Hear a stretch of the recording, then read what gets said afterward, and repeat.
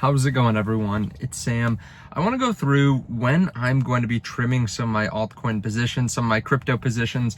Of course, the majority of my portfolio is Bitcoin. I've talked about that before. And for the most part, I'm not going to be selling that, right? Unless we see some kind of massive move, which we've seen in the past in the fourth quarter of the post-halving year, which is starting, in October, just in a few days. That's when we typically see big jumps in Bitcoin. But unless we see some kind of life-changing jump in Bitcoin, I really don't plan on selling Bitcoin, but I do plan on selling altcoins, which I've talked about before, everything besides Bitcoin, and then also selling or taking a lot of profits on my levered positions. So anything that I'm using like BYDFi for, Blowfin, BitUnix, Weeks, BTCC, which there are links to those underneath the video. I've set up a lot of trades there. A lot of them have been from really good prices, like when Bitcoin was at 55,000, right? So I have some positions that are up hundreds of percents to like 1,000%. So I will be taking profits on those too. I want to be talking about that. Also, I want to talk to you about something that I am putting money into that I think is a better return than Bitcoin. And believe me, it's not heresy. I think even the biggest Bitcoiners in the world will agree with me on this. But let's go through that. If you don't mind, hit subscribe so that you can see future videos just like this one. Also hit the bell notification so you know right when I post videos, because we're getting into the up only season, like the high volatility time. I mean, just in general, the summer's usually very quiet for the stock market, but fall, winter, spring are pretty crazy. Same thing with crypto. So you want videos as quickly as possible. There's a link to my Telegram too. Sometimes I post stuff there that I don't post on YouTube. And there are links underneath the video in case you want to start trading on BYDFi. Check that out underneath. Now, this is typically the best quarter of the 4-year cycle. September is usually pretty bad, right? Almost every single year, I saw a tweet that showed that Bitcoin falls it's fallen anywhere between 8 and like 30% every single year in September. Now, not from the beginning to the end, but just during the month, it's fallen that much. So we've fallen 10% from the peak of September to the bottom so far, something like that, maybe 9%.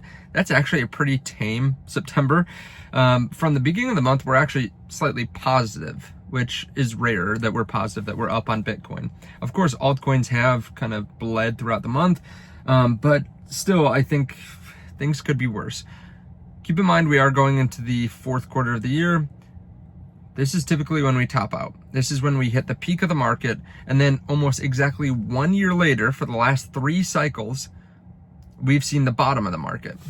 So I actually plan on selling all my positions, all my altcoins this quarter. Now, I might hold on to just a small amount of them, especially if we don't have any kind of real excitement or blow off top or anything like that.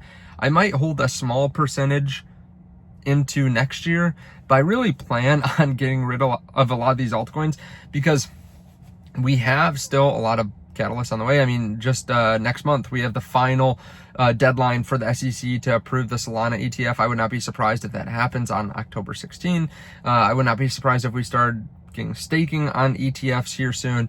The Fed's going to be lowering rates, especially if they're providing kind of a rosy outlook. I would not be surprised to see us move up significantly, for Bitcoin and altcoins to move up significantly. And we really haven't seen an altcoin season. So if we see an alt season where altcoins are just starting to run away from Bitcoin, I think that's a pretty good opportunity. Of course, you will miss out on the top, right? I'm not planning on selling everything at the exact top because I don't know when the top is going to be, even after being in this for half a decade.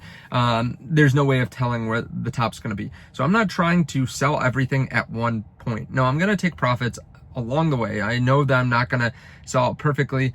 And to be honest, I don't know exactly when I'm going to sell, right? A lot of it will be, it sounds crazy, but based on vibes a little bit, because right now the market is still pretty bearish. People are bearish. People are thinking we're going into the next bear market. There's still tons of money sitting on the sidelines, over $7 trillion. So right now, I don't think we're anywhere close to that kind of blow off top. We could have a lengthened cycle too, which is why I will most likely keep some of my alts into next year if we don't see some kind of, really quick movement. Again, I'm not going to time it perfectly. I'm going to be called an idiot on YouTube because I'm going to be selling when most likely people will be coming into crypto trying to buy, which is not very It's not very well appreciated, I can tell you that. If you're selling when other people are buying and buying when other people are selling, viewers don't like that. So if you want to kind of get more information, maybe I'll talk about it a little bit more in the Telegram than I will on YouTube, but I most likely will give some updates on it on YouTube. Now, I did recently realize that I was making a terrible mistake. There's something that I could have bought besides Bitcoin that I think would have been much better, and now I'm actually going to buy it. It's a good reminder too, when we're getting to the crazy part of the crypto market. I am someone that really likes optimization. Like, I have a hard time, even when I know I'm doing well, like I'm constantly thinking about, should I trim this position? Should I sell like a rental property that's underperforming to buy something else I think is undervalued? And I'm always thinking about that. Like, I am constantly, every single day, thinking about portfolio allocation goals, that kind of thing, to the point where it's almost a detriment sometimes. Like, up until maybe the last year or two, I really didn't want to spend any kind of significant money on myself, even health-wise, right? Like, I remember back just before COVID happened, I thought I had something pretty bad, and I think it actually was COVID, because I had all the symptoms of COVID, but it was the Thanksgiving before COVID. So it was November of 2019, and I didn't want to get an x-ray of my lungs. I didn't want to go in for that because it would be like $500. Little did I know until I got it that I had pneumonia. I was like deathly ill, basically, because I had COVID on top of pneumonia. Like, I couldn't sleep more than 5 minutes without coughing myself to wake up. So like, I used to be that way where I didn't want to spend money on anything because I wanted to optimize. I felt like strangled by debt basically at that point. Now, since then, I've done really well for myself, and I want to reinvest in myself. And I found out recently I have a deviated septum. I think this is from when I was a teenager playing basketball, but I have the worst kind of deviated septum you can get. Like, my nose is just in the middle, so I have a really hard time breathing. And I actually have talked to a handful of people that think that they have deviated septums too. Of course, healthcare is not cheap, but I am reinvesting. I don't care really what it costs. If it hits my out-of-pocket deductible, I don't care.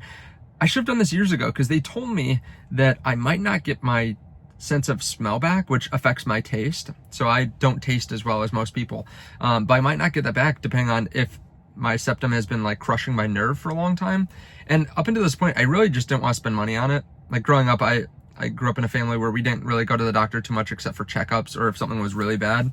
So I was like, oh, I'll be tough. I'll just make it through, even though my nose is bleeding and stuff after I got elbowed in the nose.